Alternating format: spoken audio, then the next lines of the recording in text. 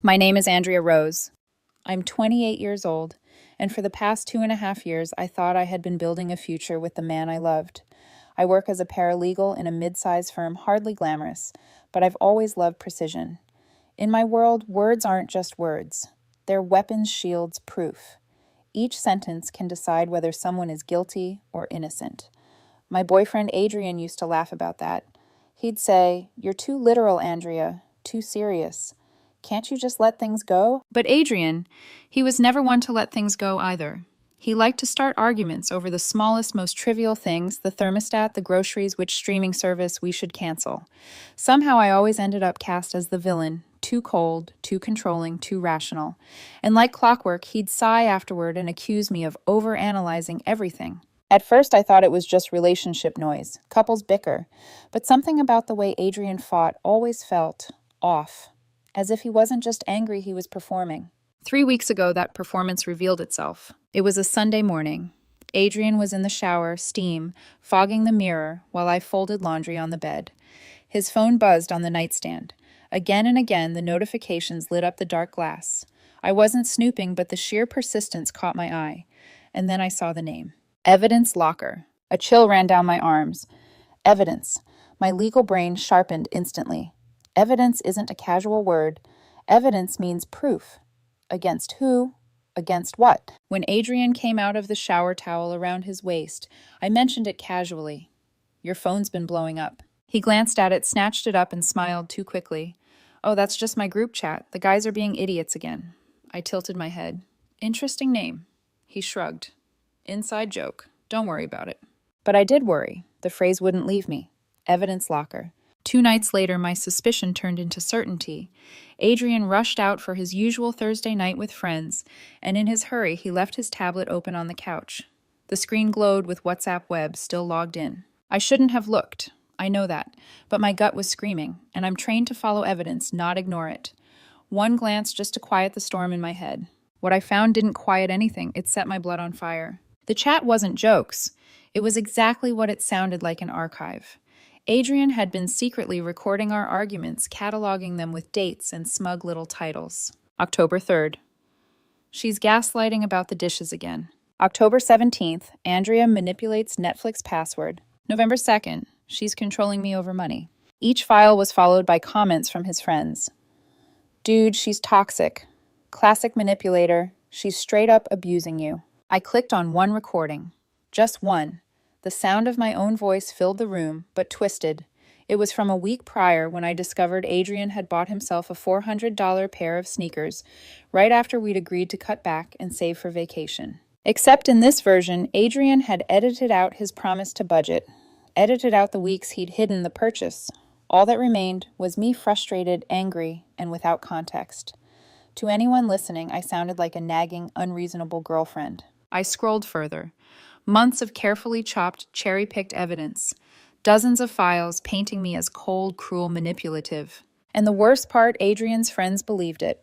They fed his story, told him he was brave for surviving me. I sat there in the dim light, my heart pounding. Most people, I imagine, would have screamed, thrown the tablet, stormed out. But me, I felt something different.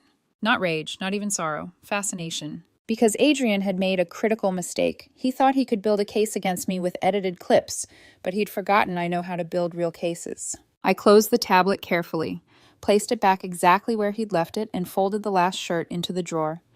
My hands trembled, but not from fear, from the clarity of my decision. This wouldn't be a breakup. This would be a trial. And Adrian had just handed me all the evidence I'd ever need. The next morning, Adrian tried to start a fight. That was his rhythm. He needed conflict like oxygen. This time it was about oat milk. He opened the fridge, frowned, and snapped. "I specifically told you unsweetened vanilla. Why would you buy regular vanilla? You never listen." Normally I might have defended myself, but this time I just looked at the phone angled oddly against the coffee maker, its camera lens glinting like an unblinking eye. "So it begins," I thought. I set my mug down and spoke with deliberate calm. "I acknowledge your frustration. However, no prior verbal or written communication specified the subcategory of vanilla flavoring. By standard interpretation, vanilla oat milk reasonably includes both sweetened and unsweetened variants." Adrian froze, his mouth open closed. "What? What are you even saying? I kept my expression neutral. Furthermore, based on precedent established on September 14th, when you stated, and I quote, "Any vanilla oat milk is fine," you created an estoppel situation preventing you from claiming specificity was required now. His eyes narrowed. He grabbed the phone off the counter. "Why are you talking like a robot?" I stirred my coffee. "I'm simply clarifying the factual record for accuracy." That became our new pattern. Every attempt at conflict was met with clean clinical legal precision. "You never want to go out anymore." Objection assumes facts, not in evidence. In the past 10 days, I've proposed 3 social outings, all declined by you. You always side with your mom. I must contest the characterization of always. For example, during Thanksgiving scheduling, I advocated for your preference over hers. The first few times, Adrian stormed off in frustration, but the longer it went on, the stranger the silence grew. His recordings, once filled with fiery clips to share with his friends, had turned into dry transcripts of a courtroom debate. What would he even send them now? A recording of me citing precedents about oat milk. His friends would laugh at him. Not me. After a week of this, the evidence locker dried up. Adrian still tried, but I saw it in his face confusion. Doubt. His content had lost its sting. And that's when I began phase 2. I bought a leather-bound journal. Nothing flowery, just sturdy. Inside, I started documenting. Not like a diary, this was a contemporaneous record of events. Time date, direct quotes, receipts, stapled neatly to the pages. Monday, November 13th, 7:23 a.m. Adrian initiated argument about breakfast. Claimed, I never consider his dietary needs. Note, purchased his requested protein bread yesterday. Receipt attached. Tuesday, November 14th, 6:45 p.m. Adrian accused me of financial control after I questioned a $200 ATM withdrawal. He refused explanation despite shared rent due tomorrow. Each entry was clear, factual, emotionless. Exactly the kind of record a judge would trust. Hard to fake. Impossible to twist. At night, I'd hear Adrian muttering into his phone, probably updating his friends, trying to explain why his evidence wasn't landing anymore. I almost felt pity. Almost. Because here was the truth. He had built a story where I was the villain. But now the villain had learned how to wield her own script. I watched him grow restless. The friends who once flooded his phone with validation had grown quiet. He didn't know I knew. He didn't know I was documenting. But I could see the storm gathering in his eyes. Adrian needed an audience. He needed the role of the wounded boyfriend. So, of course, it was only a matter of time before he escalated. It happened one evening over dinner. He set his phone in plain sight, angled toward me like bait. His eyes narrowed, with that familiar look, hungry for a performance. We need to talk, he said solemnly, as if reading from a script. About your behavior lately. I swallowed my bite of pasta, glanced at the glowing screen, and calmly set down my fork. The trial had just entered its next phase. Adrian leaned forward across the table, his phone gleaming between us like a loaded weapon. His tone was measured, rehearsed. Andrea, this weird way you've been talking, it's manipulative, creepy even. It's proof that you're trying to control me. I took a sip of water unbothered. Interesting characterization. For the record, I've been employing precise language to prevent misunderstandings. Would you prefer I return to my previous communication style? His lips curved into the faintest smile. Gotcha, his eyes seemed to say. He thought he had me. Yes, the style you've been hiding, the one you don't want anyone to hear. I let the silence stretch, then set my glass down deliberately. You mean the style you've been secretly recording for months, the style you've been editing and sharing with your friends to paint me as abusive. The smile vanished. His hand twitched toward his phone. I don't know what you're talking about. I folded my hands steady as stone. The WhatsApp group you created in June. Evidence locker. Approximately 47 audio files shared, each one cropped and manipulated to omit your provocations. You've been presenting them as complete narratives. His face drained of color. You went through my phone. Negative. You left your tablet logged in on the couch. Notifications were visible without effort. He sat back, flustered, muttering, You had no right. I cut him off, pulling the leather-bound journal from my bag. Its pages rustled like the turning of a verdict. Let's discuss rights. In our state, one-party consent allows you to record conversations you're part of. However, defamation laws still apply to edited statements shared with third parties. Your recordings could constitute defamation per se, as they accuse me of emotional abuse without context. His jaw clenched. You're threatening me. I flipped the journal open. Ink and receipts stared back at him, his lies dismantled in black and white. Not threatening. Documenting. November 14th, 6:45 p.m. You accused me of financial control after a $200 withdrawal. You refused explanation despite shared rent due. Receipt attached. November 17th, 8:12 a.m. Argument regarding oat milk. Note, purchase matched your prior request on September 14th. Adrian's breathing quickened. He looked at the phone, still recording, but I could see it in his eyes. This wasn't the footage he wanted. You can't, he stammered. I can, and I have. Every pattern of instigation, every deception, every attempt at manipulation. The silence between us thickened until it almost had weight. The only sound was the faint hum of the refrigerator, steady and cold. Adrian shoved his chair back, scraping the tile. His voice cracked between anger and fear. You're insane. This is insane. He stormed to the bedroom, came back with a half-zipped duffel bag. Clothes spilled from the seams. His hands shook as he shoved shoes inside. I didn't move. I didn't plead. I didn't fight. I simply watched him pack. At the doorway, he stopped, his face pale with fury.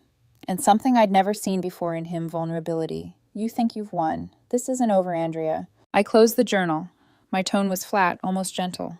On the contrary, this is only the beginning. And with that, he left. The door slammed, but the echo didn't rattle me. It only confirmed what I already knew. The trial had truly begun. The apartment was quiet after Adrian left, but I knew silence wasn't safety. Silence meant strategy. He would regroup, reload, and try again. For 2 days, I heard nothing. Then, on the third night, my phone buzzed with an unfamiliar number. The message read, Hey, this is Maya. I know this is weird, but I thought you should see what Adrian's been saying in the group. Maya.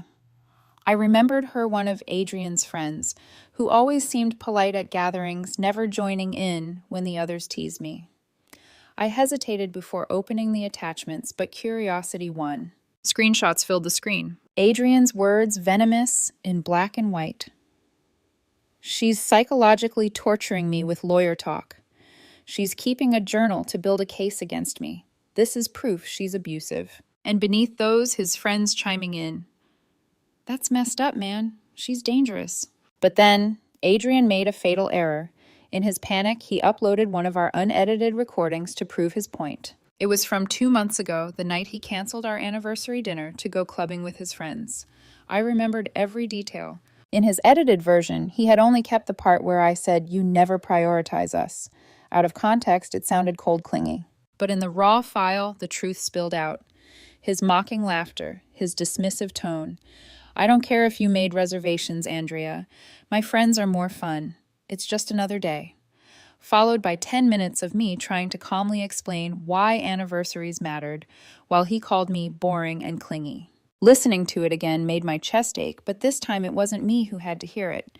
It was his friends. Maya's text popped up again. The chat went quiet after that one. Someone asked why this recording sounded so different from the others. Adrian's response was frantic. That was the only time I edited anything, I swear. But Maya, bless her, wasn't buying it. She pushed back.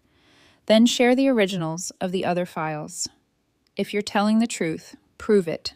According to her, Adrian exploded. He accused her of betrayal, of taking Andrea's side. Then, in a fit of paranoia, he removed her from the chat completely. The cracks had formed, and doubt once planted spreads faster than lies. Over the next week, I received whispers from Maya. 2 more friends had reached out to her privately asking questions, wondering why Adrian refused transparency. Meanwhile, Adrian himself was unraveling.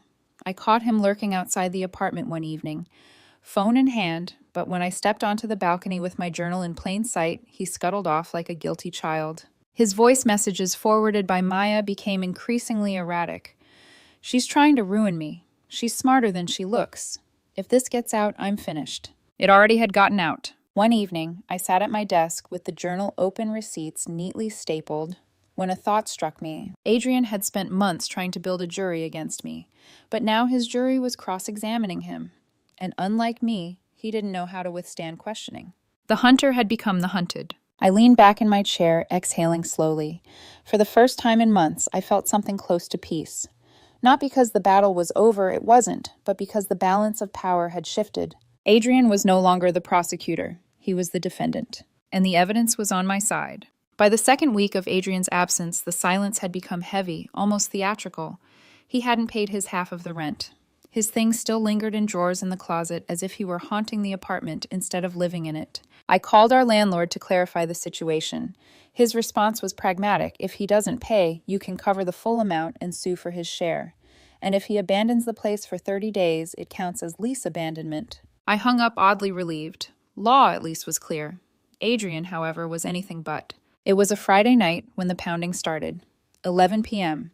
The door rattled under insistent fists. I peered through the peephole, Adrian flanked by his friend Brittany and two men I didn't recognize. I slid the chain on the door and cracked it open. "Good evening," I said evenly. "It's late. What's the purpose of your visit?" Adrian's voice was sharp, frayed. "I'm here for my stuff. Let me in." I kept my body still calm. "I'm happy to arrange a time for you to collect belongings. Tomorrow at 2 p.m. would be reasonable. Tonight, however, is not." One of the men scoffed. "Come on, just let her grab her things, lady." I tightened my grip on the chain. Courtesy dictates notice before entry when a co-tenant is not in active residence. Given the late hour and presence of unfamiliar individuals, access is denied. We can reschedule. Brittany's voice rose shrill. "You can't keep him out of his own apartment." "Incorrect," I replied softly. "He voluntarily vacated. Until he resumes, active residence notice is required. That is the law." Adrian's phone was raised in his hand, recording. Of course. But for once, the footage favored me. Calm, factual, resolute, while he crowded my doorway with strangers in the middle of the night. The shouting grew pounding fists echoing down the hall. Neighbors cracked doors open, whispering. I let them all witness it. Then, after 5 minutes of fruitless bluster, Adrian and his entourage stormed off. The next morning, my phone buzzed with a new message. "My dad will be coming for my things. Don't pull your legal crap with him." When his father arrived that afternoon, the contrast was startling. A man in his 60s, polite, measured. He entered quietly, packed Adrian's clothes, books, electronics with care. No theatrics, no shouting. At the door he paused. His eyes, weary but kind, studied me. "She told me you've been abusive," he said, voice low, "but you seem level-headed." I handed him a photocopy of one journal page dated time-stamped receipts stapled. Proof in ink. "If you'd ever like to see the full record, I have it. Every word, every receipt." His gaze lingered conflicted. Then he nodded slowly. "She's always been dramatic. Her mother's the same way. Good luck, Andrea." He left with Adrian's belongings, the apartment finally free of his shadow. But the storm was far from over. That evening an email arrived. Subject line, formal notice. Adrian was demanding compensation for his half of our furniture, electronics, and shared items. He claimed that because I had forced him out, I should buy him out. I read the email twice, then let out a bitter laugh. Forced him out. He had documented his own departure with a duffel bag and a slammed door. I pulled my journal closer, pen poised. My response would not be rage, it would be record.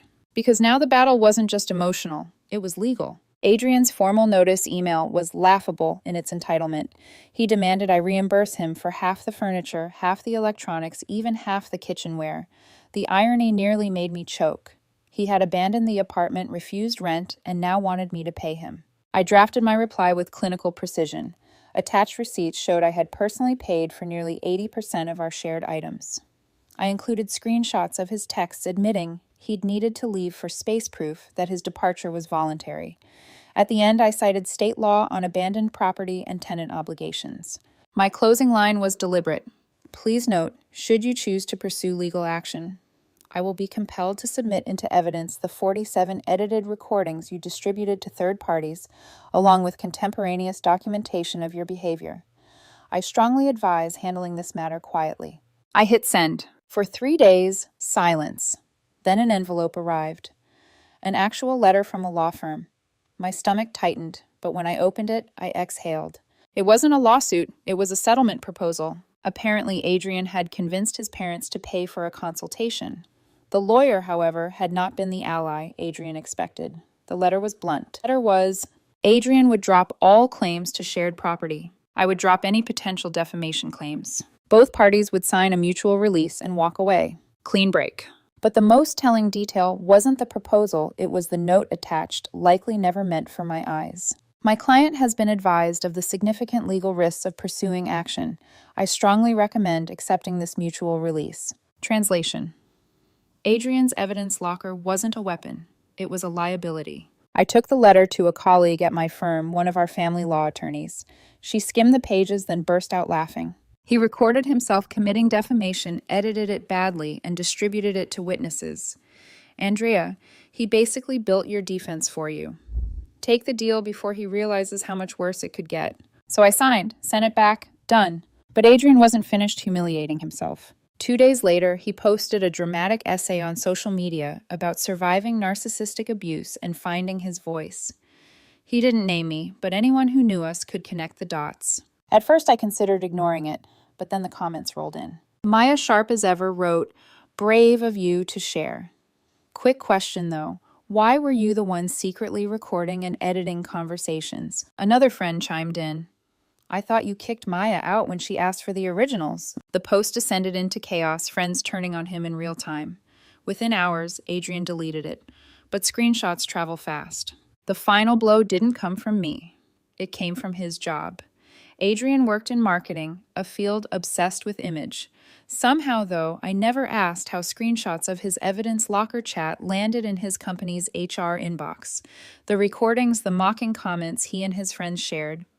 While on work hours, the invasion of privacy. He wasn't fired, but he was demoted. From associate manager to junior coordinator. Salary slashed. Prestige gone. The irony was exquisite. The very evidence he built to destroy me had destroyed him instead. By the time word reached me that Adrian had moved back into his parents' house, the so-called evidence locker group had disbanded. Maya had cut him off. 2 others followed. Even his father, who had once defended him, was overheard saying, "He needs to grow up." I sat on my balcony, that evening journal, open in my lap. The city lights shimmered below, steady and uncaring. Adrian thought he could rewrite reality, but every page in front of me said otherwise. The truth had always been mine to hold.